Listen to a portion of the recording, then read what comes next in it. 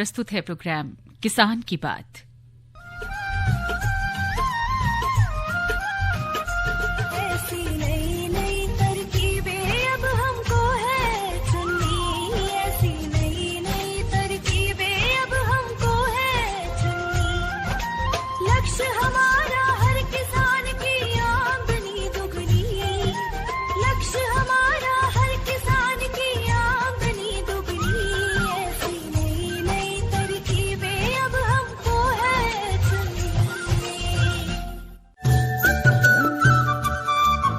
इस कार्यक्रम के प्रायोजक है कृषि एवं किसान कल्याण मंत्रालय, भारत सरकार। अरे क्या कर रहा है? इधर इधर इधर, हम बोल रहे हैं तेरे बीजू का। उतला बोल रहा है? पक्षियों से तो हम खेत को बचा लेते हैं, पर इन घातक रसायनों से कैसे बचाएं? मतलब? देख बेटा, तू जो ये अंधाधुंध रसायन मिलाता है ना, मिट्टी की सेहत बिगड़ने लगी है। और जब माटी ही कमजोर पड़ जाएगी तो उपज कैसे सेहतमंद होगी? अरे पहले ऐसा नहीं था। पूछना अपने बड़े बुजुर्गों से, कैसे फसल लहलहाती थी, शुद्धता झलकती थी। हाँ, माटी भी तंदुरुस्त और लोग भी। अब पहली वाली बात कहाँ? पर अब तो सब यही डाले हैं। सब नहीं, आज भी लाखों जागरूक किसान परंपरागत विधि से फसल उगा रहे हैं। खर्चा कम और उपज की कीमत भी बेहतर पा रहे हैं। सच है? रे बेटे, एक्सपीरियंस से बता रहे हैं, धूप में बाल सफेद नहीं किए हैं। हाँ। ठीक है भाई, मैं भी आज से जैविक खेती शुरू करूंगा। माटी से प्रेम की परंपरा है, परंपरागत खेती। सभी किसान भाई बहनों को मेरा नमस्कार। मैं हूं सुषमा और मेरे साथ हैं मेरे साथी संजय। जी हाँ, और मैं हूं संजय, और आप सभी सुनने वालों का किसान की बात कार्यक्रम में बहुत बहुत स्वागत है।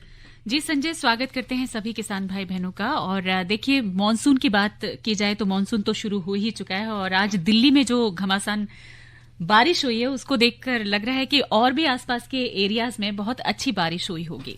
और ये जो बारिश का जो पानी होता है ना, बहुत उपयोगी होता है हमारे किसानों के लिए। बिल्कुल, हर दृष्टिकोण से। और ये एक तरह से आप समझिए कि प्रकृति की तरफ से जो वर्षा जल है वो हमारे लिए अनमोल उपहार है। लेकिन जरूरत है इसको सहेजने की, सावधानी पूर्वक इसका इस्तेमाल करने की। और आज का विषय भी हमारा इसी से जुड़ा हुआ है, और उसके लिए जो हमारे विशेषज्ञ हैं वो हमारे साथ मौजूद हैं। उनका परिचय करा दें। जी, हमारे साथ जुड़ चुके हैं इस प्रोग्राम से डॉक्टर मनोज खन्ना जी, जो कि प्रधान वैज्ञानिक हैं जल संरक्षण प्रौद्योगिकी केंद्र, भारतीय कृषि अनुसंधान संस्थान, नई दिल्ली में। धन्यवाद जी डॉक्टर साहब, बहुत बहुत धन्यवाद। देखिए, आज का विषय जो है हमारा ये है कि वर्षा जल का संरक्षण और फसलों में समुचित उपयोग। तो वर्षा का जो जल है उसका किस तरह से संरक्षण किया जाए, और उसी जल का हम अपने खेतों में अपनी फसलों के लिए किस तरह से इस्तेमाल कर सकते हैं। इससे पहले कि बहुत सारे प्रश्न हम करें संजय, सबसे पहले तो यही हम जानना चाहते हैं कि जल संचयन या वर्षा जल संचयन आखिर है क्या? बहुत अच्छा विषय आपने चुना है आज की चर्चा के लिए। और जैसा हम जानते हैं कि हमारी जो मुख्य रूप से खेती है वर्षा आधारित खेती है या मानसून आधारित खेती है। और हमारे देश में जो मानसून सक्रिय होता है जून, जुलाई, अगस्त, सितंबर, ये मुख्य मंथ हैं या महीने हैं जिनमें हमारा वर्षा का जल आता है। और हमारे किसान भाई बहुत बड़े क्षेत्र में हमारे पे वर्षा आधारित खेती होती है, मतलब वर्षा जल पे ही आधारित खेती होती है। सिंचाई की सुविधाएं जहाँ पे कम हैं, लेकिन बहुत जगह सिंचाई की सुविधाएं हैं। और लेकिन इस वर्षा जल को हमें किसी तरह भी संचयित करना है, संरक्षण करना है और इसका उचित उपयोग करना है, तभी ये संभव होगा कि हमारी खेती अच्छी होगी और अधिक उत्पादन मिलेगा या उत्पादकता अच्छी आएगी। जी, तो डॉक्टर साहब ने बताया कि वर्षा जल संरक्षण है क्या, लेकिन हम ये भी तो बता दें कि भाई आखिर व्हाट्सएप पे जो मैसेजेज आने हैं उसका नंबर क्या है, साथ ही साथ फोन कॉल्स के लिए भी तो नंबर बताना पड़ेगा ना। जी जी जी। और फोन कॉल्स के लिए अगर आप जुड़ना चाहते हैं तो हमें कॉल कर सकते हैं 23421081 पर। ये है हमारा नंबर, और 011 जरूर लगाइएगा अगर दिल्ली से बाहर से कॉल करें। इसके अलावा अगर आप व्हाट्सएप के माध्यम से अपना कोई संदेश हमारा जो विषय है उससे संबंधित भेजना चाहते हैं तो हमारा नंबर आप नोट कर लें। वैसे तो नंबर हमारे श्रोताओं को याद होगा, लेकिन फिर भी एक बार याद दिला देते हैं। हमारा नंबर है 7011108647। और हमारा आज का जो विषय है वो हम आपको बता चुके हैं, वर्षा जल का समुचित संरक्षण एवं फसलों में इसका उपयोग। तो इस विषय से संबंधित आप सवाल पूछें, हमारे साथ विशेषज्ञ मौजूद हैं और वो आपके तमाम सवालों के जवाब देंगे। फोन लाइन्स भी खुली हुई है। जी संजय, बिल्कुल ठीक कहा आपने। और डॉक्टर साहब की वर्षा जल संचयन के तरीके क्या हैं, क्या विधियां हैं, हम इन पर भी चर्चा करेंगे कि किस तरह से जल को हम संरक्षित और उसको इकट्ठा कर सकते हैं या संचयन कर सकते हैं। जैसे कि पूरे देश में अब मानसून सक्रिय हो चुका है, हमारे किसान भाइयों से अनुरोध रहेगा कि इस पानी को किसी तरह से भी कहीं दूर जाने न दें। हमारा कोशिश ये रहनी चाहिए, हमारे खेत का पानी खेत में, गांव का पानी गांव में, जिस भी क्षेत्र के आप हैं तो उसमें तैयारी ऐसे करनी है कि जैसे आपने नई खरीफ की फसलें लगा दी होंगी, हमारी जो मेड़ हैं चारों तरफ जहां पे हम लोग मेड़ बनाते हैं वो करीब करीब 10 से 15 सेंटीमीटर ऊंची होनी चाहिए। उसको मजबूत कर लें हमारे किसान भाई, जहां जहां टूट गई हैं उन्हें वो पक्का कर लें, जिससे कि जितना भी वर्षा का जल आपके खेत पे गिर रहा है वो एक बूंद भी उस खेत से बाहर ना जाए, सारा हमारी खेती के लिए इस्तेमाल हो। जिन क्षेत्रों में जैसे आपने देखा होगा गांव में हमारे यहाँ तालाब होते थे और बहुत तालाब हर गांव में होते हैं, जिसका पानी न केवल पशुओं के पीने के इसलिए इस्तेमाल होता था या अन्य कार्यों के लिए भी किसान लोग इस्तेमाल करते हैं या गांव के ग्रामीण लोग इस्तेमाल करते थे। उस तालाबों को हम ठीक कर लें, उनमें अगर मिट्टी जम गई है तो मिट्टी निकाल दें, जिससे कि जितना भी बारिश का जल बह रहा है और आपकी गलियों में या आपके खेत से आ रहा है वो सारा एक जगह इकट्ठा हो जाए, वो आपके तालाब में इकट्ठा हो जाए। यानी कि खेत का पानी खेत में रहेगा, फिर गांव का पानी गांव में, मतलब वो तालाब में इकट्ठा हो जाएगा और जिसका हम इस्तेमाल अपनी उचित तरीके से करके अपनी खेती को बढ़ावा दे सकते हैं। डॉक्टर साहब, हम एक बहुत ही महत्वपूर्ण विषय पर चर्चा कर रहे हैं और लोग ये जरूर जानना चाहेंगे, क्योंकि कई लोगों के पास इस बात की जानकारी नहीं होती कि आखिर इसकी आवश्यकता क्यों है। तो वर्षा जल के समुचित संरक्षण की आवश्यकता क्यों है? क्या क्योंकि अगर हम उसकी आवश्यकता से रूबरू हो जाते हैं तो हम उस पर ज्यादा काम करते हैं। ये चूंकि हमारी पूरे देश की खेती वर्षा पे ही निर्भर है, जैसे हम लोग है ना, अगर ये वर्षा का जल का संचयन या संरक्षण नहीं करेंगे तो पानी तो एक सीमित मात्रा में है।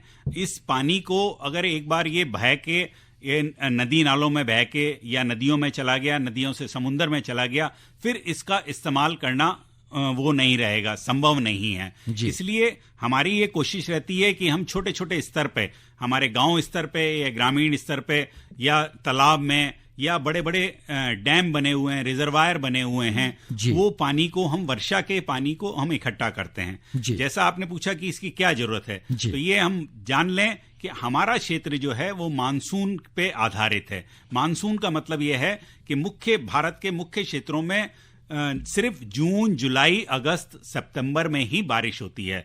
कुछ दक्षिण भारत में हमारे यहाँ नवंबर और दिसंबर में बारिश होती है, लेकिन हमारे सारे देश में मुख्य रूप से इन्हीं महीनों में बारिश होती है। और चूंकि हमारा कृषि प्रधान देश है, हमें खेती करनी है और ये सीजन में जैसे खरीफ फसलें अभी आप इस्तेमाल कर रहे होंगे या लगा रहे होंगे, लेकिन रबी में बारिश बहुत कम होती है। जैसे हम बात करें अक्टूबर, नवंबर, दिसंबर में, तो अगर हम ये इस वर्षा का जल का संचयन या संरक्षण नहीं करेंगे तो हम रबी मौसम में अपनी फसलें कैसे लगाएंगे? तो हमारा न केवल जिम्मेवारी है कि इस पानी को उचित तरीके से इस्तेमाल करें, संचित करें, संरक्षण करें, जिससे कि हमारे पूरे साल हमारी जो खेती होनी है वो उसके लिए हमारे को पानी की उपलब्धता मिल सके। जी, यानी सबसे महत्वपूर्ण बात जो निकल के सामने आई वो ये कि आप इसको संचित करें और साल भर इसका उपयोग आप अपनी खेती बाड़ी के लिए कर सकते हैं। जी डॉक्टर साहब, कई बार क्या है होता है कि बहुत सारी ऐसी फसलें अभी भी हैं जो खेतों में खड़ी होंगी किसानों के लिए, तो उन खेतों में अगर बहुत सारा वर्षा का जल संचित हो जाता है तो उसको किस तरह से ड्रेन किया जाए और क्या इस तरह से रास्ते या विधि है ताकि उस जल को जाया ना हो, वेस्ट ना हो और उसे एक जगह पॉन्ड बना के उसे यूज कर सकते हैं? क्या ऐसे विधियां आपने बड़ा उचित क्वेश्चन किया कि बहुत फसलें ऐसी हैं जिनमें खड़ा पानी, जैसे हमारी खराब कर सकती हैं फसल को। जैसे धान है उसमें तो खड़ा पानी चल जाता है, लेकिन कुछ फसलें ऐसी हैं जैसे सोयाबीन है, कुछ क्षेत्रों में अगर ज्यादा बारिश हो जाती है और खड़ा जल रह जाता है तो फसल को नुकसान हो जाता है। तो हमारे किसान भाई ये जरूर ध्यान रखें, उन क्षेत्रों में उचित निकासी की व्यवस्था हो। अब निकासी से हम अपने खेत से तो निकाल रहे हैं, लेकिन उस पानी को नालियों के द्वारा ऐसी व्यवस्था करें कि कोई आपका जो गांव का तालाब है या आपने अपने खेती वाले एरिया में अपना कोई छोटा सा तालाब बना रखा है और उसमें उसको डाइवर्ट करें, मतलब उस तरह पहुंचाएं जिससे कि वो पानी आपके क्षेत्र से कहीं बाहर ना जाए, आप ही के पास वो इकट्ठा हो और जिसको आप समय पर, हो सकता है कि आज बारिश हुई और आज वर्षा बहुत अच्छी हुई, लेकिन कोई लंबा स्पेल, यानी कि जैसे जलवायु परिवर्तन हो रहा है तो हम ये देख रहे हैं कि कई बार बारिश बहुत तेज हो जाती है और कई बार बारिश नहीं होती है, तो उस समय उस पानी को इस्तेमाल करके आप अपनी खेती को बचा सकते हैं। इसलिए बहुत जरूरी है कि एक साथ इकट्ठा करें और उचित निकासी की व्यवस्था करें कि जिससे कि आपकी फसल बर्बाद ना हो। श्रोताओं, इस समय आप सुन रहे हैं कार्यक्रम किसान की बात और हमारा जो आज का विषय है वह है वर्षा जल का समुचित संरक्षण एवं फसलों में इसका उपयोग। हमारे फोन लाइंस खुले हुए हैं, व्हाट्सएप नंबर आपके पास है। एक बार फिर से मैं दोहरा दूं, जो हमारा व्हाट्सएप नंबर है वो है 7011108647 और जो हमारे फोन नंबर है वो है 23421081। जो दिल्ली के बाहर के श्रोता हैं वो 011 लगाकर हमें फोन कर सकते हैं। हमारी फोन लाइंस खुली हुई है और आपके तमाम सवालों के जवाब देने के लिए हमारे साथ एक्सपर्ट भी मौजूद हैं। डॉक्टर साहब, वर्षा जल संरक्षण के लिए उपयुक्त स्थान की बात करना चाहूंगा, गांव की भी बात करना चाहूंगा और शहर की भी, इस वजह से कि गांव में जगह की कमी नहीं होती, लेकिन शहर में अगर आप देखें तो जगह की थोड़ी सी कमी तो होती है। तो दोनों तरफ से आप ये बताएं कि कैसे हम उचित स्थान क्या हो सकता है। बिल्कुल, क्योंकि शहरों में भी अगर लोग चाहें, सिर्फ किसानों की बात नहीं है यहाँ पर, वर्षा जल संचयन तो हम हर एक नागरिक का एक अधिकार और एक कर्तव्य भी बनता है कि उस पानी का वेस्ट ना करें और इसी पानी को हम अपने गमलों में, पौधों में जब जरूरत हो तब लगा सकते हैं या कुछ इस तरह का एक ड्रम साइड में भी बना सकते हैं। जब बहुत हेवी रेन होती है उस समय ये सब यूज कर सकते हैं। बहुत ही उचित है कि हम इस जल की बहुत महत्वता है, चाहे वो ग्रामीण क्षेत्रों हो चाहे वो शहरी क्षेत्रों हो। पहले बात करते हैं ग्रामीण क्षेत्रों में, तो हमारे किसान भाई देख लें जहां पर वो उनके खेत का नीचे का स्तर हो, मतलब जहां पे लो लैंड हो या बिल्कुल जहां पे आप स्लोप हो, वहां पे वो देख लें कि अपने एक बार बारिश हो तो आपको पता लग जाएगा कहां पे पानी इकट्ठा होता है। तो वो जगह को हम चुन लें, वहां पे हम गड्ढा बना लें और कोशिश करें कि अगर उसको हमें लंबे समय तक रखना है तो उसको लाइनिंग या उसके ऊपर एक प्लास्टिक की लाइनिंग करें। ये चाहे वो अपने किसान के रूप में कर सकते हैं या सामुदायिक रूप से भी कर सकते हैं। जैसे पूरे क्षेत्र का, आपके गांव का बात करें तो वहां पे तालाब, वैसे भी हमारे ट्रेडिशन के रूप में तालाब हमारे गांव का एक हिस्सा रहे हैं। उन तालाबों का आप देखेंगे कि सारी निकासी की व्यवस्था हो, कि सारा पानी बहकर वो तालाब में ही जा रहा है, कहीं और टूट फूट नहीं है, उसकी मरम्मत कर लें और उसको कोशिश करें कि वो वर्षा का सारा जल बहकर उसी तालाब में पानी इकट्ठा हो। और अब हम शहरी क्षेत्र की बात करें तो शहरी क्षेत्रों में ये अब भारत सरकार के द्वारा या राज्य सरकारों द्वारा निर्धारित किया गया है कि जो बड़े घर हैं अपना रेन वाटर हार्वेस्टिंग जरूर करें। रेन वाटर हार्वेस्टिंग मतलब वर्षा का जल का संचयन जरूर करें। उसमें आपको अपने क्षेत्र का, अपने छत का, आपके जो खुला क्षेत्र है उसका पानी इकट्ठा होके एक पाइप की व्यवस्था, उचित इसके डिजाइन मिलते हैं। अगर हम देखना चाहेंगे तो हर शहर में इसके डिजाइन उपलब्ध हैं और उन पाइप से लगाकर, लेकिन इसमें एक चीज का ध्यान रखें, क्योंकि आप शहरी क्षेत्रों में रहते हैं तो पानी का गंदा होने का बहुत चांस होता है कि पहली बारिश हुई और जितनी भी गंदगी है अगर वो उसमें घुलकर और वो भूजल में अगर चली जाएगी तो हमारा भूजल दूषित हो जाएगा। तो कोशिश करें कि वो पानी को पहले एक फिल्ट्रेशन की व्यवस्था करें, मतलब उसको छानने की व्यवस्था करें कि जिससे वो गंदगी जो है उसमें वो आपके भूजल में ना जाए और आपका भूजल सुरक्षित रहे। और ये पानी अगर हम इकट्ठा कर पाते हैं तो हमारा भूजल का स्तर जो निरंतर इस्तेमाल करने से गिर रहा है उसको हम बढ़ावा दे सकते हैं। और उसमें आप शहरी क्षेत्रों में देखेंगे वहां पे खेत तो नहीं होते तो पानी बहुत जल्दी, हल्की ही बारिश से बहुत जल्दी बहने लगता है। उस जल को हम कोशिश करें अपने क्षेत्र में कोई एक छोटा सा तालाब बनाकर या और कोशिश करके कि फिल्टर लगा के उसको हम जमीन को भूजल की तरफ डाइवर्ट कर सकते हैं। उससे हम भूजल के स्तर को संभाल सकते हैं। जी डॉक्टर साहब, एक हमारे लिसनर हैं दिल्ली के पास नजफगढ़ से ही कॉल किया है। वो एक जनरल नॉलेज की बात कर रहे हैं। वो ये कह रहे हैं कि देखिए, हमारे यहाँ तालाब तो बनाया था गवर्नमेंट ने, लेकिन अब वो रास्ता बंद हो गया है, तो अब उसका क्या उपाय है, किस तरह से वो रास्ते को खुलवाया जा सकता है कि हमें कहाँ जाना चाहिए? आई थिंक वो मार्गदर्शन चाहते हैं आपका। तो ये बड़ी एक सामुदायिक समस्या है, ये सामाजिक समस्या है कि हम लोगों के गांव में तालाब हैं और वो तालाबों का जो पानी जाने का रास्ता है वो किसी तरह से बंद हो गया है। तो मैं तो उनको ये अनुरोध करूंगा कि सारे गांव बैठ के उस रास्ते को सफाई करें, उस रास्ते को क्लियर करें कि वहां पे वो जो पानी जाने का रास्ता था वो बिल्कुल उचित रहे।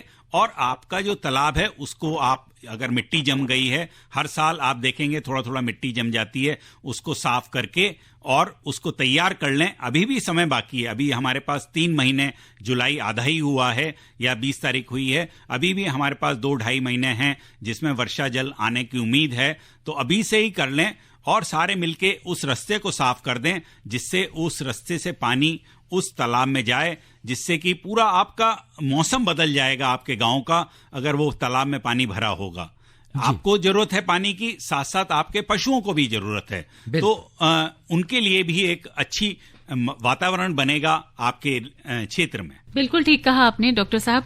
एक चीज और है कि जब बारिश का पानी खेतों से आए या एक ओपन एरिया से आए और वो सारा पानी जब निकल के आता है एक पॉन्ड में जब गिरता है, तो क्या वो पक्के भी बनवा सकते हैं किसान, ताकि एक दलदल जैसा कुछ एरिया ना बने, कुछ हादसे ना हो उस एरिया में? कई बार डूब जाते हैं लोग या बहुत गहरी बनवा देते हैं, तो उसका क्या उपाय है? नहीं, हम लोग जो बच्चों के लिए भी खतरनाक हो सकते हैं। हम लोग जो तालाब बनाते हैं वो अगर सामुदायिक रूप से बनाते हैं तो उसमें लाइनिंग की व्यवस्था जरूर करें।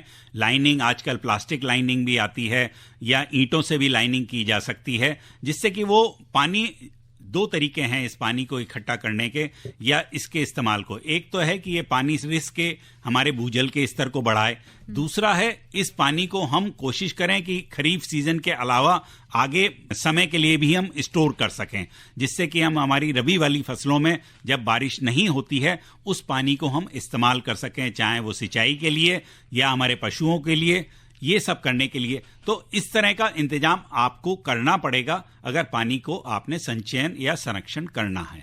अच्छा, पानी संचयन के बाद जब बहुत लंबे समय तक स्टोर होता है तो क्या वो खराब होने की उम्मीद रहती है? तो उसको कैसे हम उसको नहीं, अगर आपका पानी अगर ना हो जाए पानी में कुछ इस तरह से, आप जैसे बहुत तरीके हैं उस पानी को साफ रखने के, बहुत तरह की मछलियों की आती हैं वैरायटी, जो प्रजातियां होती हैं जो करके अपने आप पानी को साफ करती हैं। तो उस तरह की व्यवस्था करें कि एक कोशिश है कि आपको एक सामुदायिक रूप पे देखना पड़ेगा कि उस तालाब में कोई कपड़े ना धोए, कोई साबुन का इस्तेमाल ना करे, कि वो उससे पानी दूषित ना हो। उससे आपके पशु वहां पे पानी पीते हैं तो वो पानी दूषित हो जाएगा, तो वो पशुओं को भी नुकसान करेगा। आपके क्षेत्र में अगर आप उस गंदे पानी को सिंचाई के लिए इस्तेमाल करेंगे तो वो भी नुकसान करेगा, फसलों को नुकसान। हाँ, तो इस तरह की व्यवस्था एक सामाजिक रूप से हमें करनी पड़ेगी कि अगर तालाब को अच्छा तरीके से रखना है, अगर उसमें आप प्रॉपर तरीके से उसमें जहां रास्ता बना हुआ है उसमें कोई दूषित काम ना हो रहा हो, गंदगी ना आ रही हो, कोई फैक्ट्री का पानी ना आ रहा हो, दूषित जल ना आ रहा हो, ये सारी व्यवस्थाएं हमें सामुदायिक रूप से जब आप तालाब बनाते हैं उनकी जरूर देखना पड़ेगा, जिससे कि वो जल दूषित ना हो। डॉक्टर साहब, इस सब्जेक्ट पर हम और भी बात करेंगे, बल्कि ये भी जानेंगे कि किस तरह की फसलों के लिए ये वर्षा जो जल होता है ये ज्यादा लाभकारी होता है, इसमें कौन कौन से एलिमेंट्स होते हैं जो कि फसलों के लिए फायदेमंद होते हैं। लेकिन फिलहाल एक छोटा सा ब्रेक लेना चाहते हैं हम। हर जोखिम से निकल कर फसल आए, सुरक्षित हो जाए,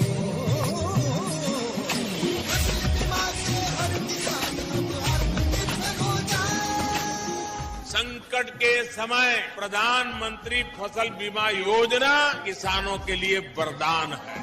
अब सूखा पड़े या बाढ़ आ जाए कोई डर नहीं, अब ओले पड़े या कीट पतंगे फसल खा जाए कोई फिक्र नहीं, क्योंकि हमने लिया है प्रधानमंत्री फसल बीमा। बुआई से फसल कटाई तक हर जोखिम का दावा, न्यूनतम प्रीमियम पर अधिकतम भुगतान का वादा। योजना से हर साल जुड़ रहे हैं 5 करोड़ से ज्यादा किसान। अब आपकी है बारी। नजदीकी कृषि कार्यालय, सहकारी समिति, बैंक शाखा, अधिकृत बीमा कंपनी या जन सेवा केंद्र में स्वेच्छा से करा सकते हैं पंजीकरण। फसल बीमा पोर्टल या फसल बीमा ऐप द्वारा भी कराया जा सकता है पंजीकरण। प्रधानमंत्री फसल बीमा योजना, आपकी फसलों का संपूर्ण सुरक्षा कवच। कृषि एवं किसान कल्याण मंत्रालय, भारत सरकार। प्रधानमंत्री किसान मान धन योजना। मिलेगा पेंशन का सहारा, कृषक ना होगा बेसहारा। जुड़ेगा खुशियों से नाता, कटेगा सुख से बुढ़ापा। सुरक्षित होगा अन्नदाता, सुरक्षित होगा अन्नदाता।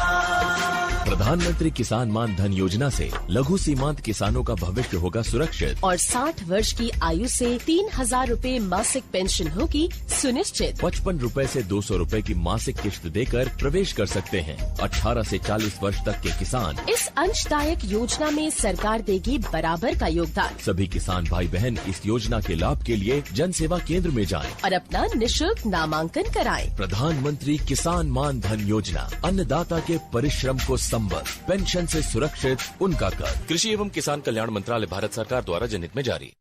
ब्रेक के बाद स्वागत है। आप सुन रहे हैं किसान की बात कार्यक्रम। मैं हूं सुषमा, मेरे साथ हैं संजय। और आज जो विषय हमने लिया है वर्षा जल का संरक्षण और फसलों में समुचित उपयोग, इस विषय पर चर्चा करने के लिए हमारे विशेषज्ञ हैं डॉक्टर मनोज खन्ना जी। तो डॉक्टर साहब, अब प्रश्न आता है कि ये जो जल हमने संचित कर लिया, अब इसको फसलों में जो पहुंचाने का जो तरीका है वो क्या है, या कितना उपयोगी रहेगा ये फसलों के लिए? हमें किस तरह से सावधानी के साथ इसका इस्तेमाल करना चाहिए? ये बहुत कीमती जल है। जैसे हम लोग चर्चा कर रहे थे कि वर्षा का जल सबसे अच्छा जल होता है, सबसे शुद्ध होता है और हमारे फसलों के लिए बहुत अच्छा होता है। तो इस पानी को आपने जैसे इकट्ठा कर लिया और संचित कर लिया, तो एक तरह से बैंक की तरह से है, आपने पैसा इकट्ठा कर लिया या पानी इकट्ठा कर लिया। अब इसका उचित उपयोग करें। इसको आप कोशिश करें खुला पानी ना दें। आप अपने जहां तालाब से खेत तक पानी ले जाना है तो पाइपलाइन के द्वारा व्यवस्था करें कि पाइपलाइन के द्वारा आप पानी ले जाएं, कच्ची नालियों में ना ले जाएं। अब उसके अलावा आपने इकट्ठा कर लिया है, तालाब में इकट्ठा है, तो आप कोशिश करें कि जब सिंचाई की व्यवस्था करें तो सिंचाई हम फवारा विधि लगाएं या टपक सिंचाई लगाएं, जिनसे कि जिनकी दक्षता 80 से 85% या 90% होती है। जिसका मतलब जितना पानी आपने लगाया वो सारा खेती के काम में आएगा और ना कि उससे ना पानी बर्बाद होगा ना आपकी खाद बर्बाद होगी। तो इस पानी को ऐसे इस्तेमाल करें, बहुत ही कीमती तरीके से इस्तेमाल करें कि एक बूंद भी इसकी जाया ना जाए। और सारा पानी जो आपने संचित किया है, इतनी मेहनत करी है संरक्षित करने में, उसको हम बहुत ही अच्छे और उचित तरीकों से या उचित जल प्रबंधन करके, मैंने जैसे बताया उचित सिंचाई विधियों द्वारा ही इस्तेमाल करें, जिससे कि आपकी फसल भी बहुत अच्छी होगी, आपका उत्पादन या उत्पादकता दोनों बहुत बढ़ेगी। डॉक्टर साहब, रेन वाटर हार्वेस्टिंग सिस्टम, इसका चलन हमारे यहाँ भी है, लेकिन ये अभी तक बहुत ज्यादा पॉपुलर नहीं है। तो हमारी भी जिम्मेदारी बनती है कि हम चूंकि इस विषय पर बात कर रहे हैं तो ज्यादा से ज्यादा लोगों तक हम इस बात को पहुंचाएं। तो ये वास्तव में है क्या? रेन वाटर हार्वेस्टिंग ये मुख्य रूप से शहरी क्षेत्रों के लिए, या वर्षा जल संचयन अगर हम हिंदी में बात करें तो शहरी और ग्रामीण क्षेत्रों दोनों के लिए उपयोगी है। अगर हम शहरी की ज्यादा बात करते हैं, रेन वाटर हार्वेस्टिंग जिसको हम कहते हैं शहरी क्षेत्र में, हमारे जैसे दिल्ली क्षेत्र की बात करें तो हमारे यहाँ कानूनी रूप से रिक्वायर्ड है कि अगर 500 स्क्वायर मीटर से ज्यादा का आपका घर है तो आपको वर्षा जल संचयन का या रेन वाटर हार्वेस्टिंग का व्यवस्था करनी होगी। हमारे यहाँ बहुत सोसाइटी टाइप की बनी हुई हैं जिनमें हम सामुदायिक रूप से घर में रहते हैं और एक ग्रुप हाउसिंग सोसाइटी में रहते हैं। उन सोसाइटीज के लिए ये बहुत अनिवार्य है कि आप जितना बड़ा क्षेत्र है उसमें, चाहे आपका गार्डन भी लगा है, आपका पक्का क्षेत्र भी है और नालियां भी हैं और उसमें बड़ा आपके घर बने हुए हैं, वो जितना भी छत पे पानी गिरता है वो नालियों के द्वारा या पाइप की व्यवस्था होके एक जगह उसे लाया जाए, पहले उसे फिल्टर किया जाए, फिर उसको भूजल में की तरफ पहुंचाया जाए, जिससे कि आपके भूजल का स्तर नीचे ना गिरे और वो सारा का सारा पानी इकट्ठा हो सके। ये एक कानूनी रूप से भी रिक्वायर्ड है शहरी क्षेत्रों में, जैसे ग्रामीण क्षेत्रों में तो है ही कि कि ये वर्षा का जल संचयन करेंगे, वहां तो हमारी जीविका ही इस पे आधारित है। शहरी क्षेत्रों में आप देख रहे हैं कि पानी पे इतनी मुश्किल होती है, या गर्मियों के दिनों में पानी की उपलब्धता में बहुत कमी हो जाती है। अगर हमारे सबकी एक जिम्मेवारी है, चाहे हम शहरी हों या ग्रामीण क्षेत्र हों, इस पानी को संचित करें, तभी हमारा भविष्य सुदृढ़ रहेगा। बिल्कुल ठीक कहा आपने, क्योंकि जल ही जीवन है और जल जीवन मिशन पर भी सरकार अपने तरीके से काम कर रही है। वर्षा जल संरक्षण के लिए बहुत सारे ऐसे व्यक्ति हैं जिनके मन में ये बात आती होगी कि हम ये करें, तो कुछ सरकारी सहायता भी उन्हें मिलती है, और अगर मिल रही है तो ये क्या है, कहां से ये प्राप्त हो सकता है, इसकी जानकारी दें। जैसे बहुत इंपॉर्टेंट है कि ग्रामीण क्षेत्रों में वर्षा जल संचयन या संरक्षण के लिए प्रधानमंत्री कृषि सिंचाई योजना में हमारे यहाँ इसकी व्यवस्था हुई है, और इसके लिए अनुदान, और अगर आप इंडिविजुअल फार्मर, एक अकेला किसान अपने क्षेत्र में उस तालाब को बनाना चाहता है, उसकी व्यवस्था है, उसमें अनुदान या अनुदान राशि उसे मिलती है। अगर वो सामुदायिक रूप से भी करना चाहता है तो सामुदायिक रूप से भी इसके लिए राशि आपको भारत सरकार उपलब्ध कराती है राज्य सरकारों के द्वारा। ये जानकारी जो हमारे प्लेन क्षेत्र हैं या समतल क्षेत्र हैं और पहाड़ी क्षेत्रों में ये बहुत आवश्यक है कि हम इस पानी को संचित करें और आने वाले समय के लिए इस्तेमाल करें। उन क्षेत्रों में भी इस पे अनुदान राशि या मिलती है। यह राशि हम अपने जिला कृषि अधिकारी या जिला वन अधिकारी से संपर्क करें, और आपको अगर इसके लिए राशि की व्यवस्था करनी है तो उनसे संपर्क करके सारी जानकारी लें, और जिसमें केंद्र सरकार और राज्य सरकार मिलकर इसमें आपको सहायता प्रदान करती है और अनुदान की राशि भी देती है। डॉक्टर साहब, चलते चलते बहुत जल्दी में जानना चाहेंगे कि जो संरक्षित पानी है उसके उपयोग का आधुनिक तरीका क्या हो सकता है? उसको हमें, जैसे मैंने चर्चा करी थी, इसको सिर्फ आप कोशिश करें कि पाइपलाइन के द्वारा ही अपने खेत तक पहुंचाएं। उसके अलावा टपक सिंचाई या फव्वारा सिंचाई से ही इसको इस्तेमाल करें, जिससे भी एक भी बूंद आपने जो संरक्षित किया है पानी वो बर्बाद ना जाए। बिल्कुल डॉक्टर साहब, बहुत ही अच्छी जानकारी दी आज वर्षा जल संचयन पर आपने। इसके लिए हम आपका तहे दिल से शुक्रिया अदा करते हैं। और हर किसान भाई हो या हर नागरिक हो देश का, जल बचाने की जिम्मेदारी हम सबकी है, क्योंकि आज अगर हम जल बचाएंगे तो कल का भविष्य देख पाएंगे, क्योंकि जल है तो जीवन है। बिल्कुल। और इसी के साथ हम लेते हैं आज इस कार्यक्रम से विदा। नमस्कार। इस कार्यक्रम के प्रायोजक थे कृषि एवं किसान कल्याण मंत्रालय, भारत सरकार।